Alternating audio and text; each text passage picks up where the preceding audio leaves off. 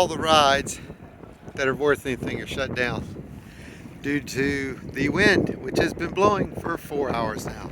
So I came all the way up from Tampa, Florida, and I got to ride 3 coasters, and that was it because everything's shut down. But it's a beautiful park. It is Halloween week, so at least I'll get to go on the mazes and stuff. The wind won't affect it. But it's a beautiful, beautiful park. A lot of cool. You can't see. Most of the coasters are hidden. I think they have 16.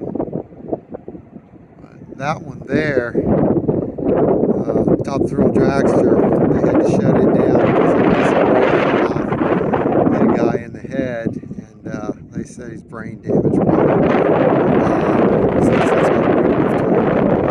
So always dangerous at the amusement park. But other than that, it's a beautiful, beautiful sight.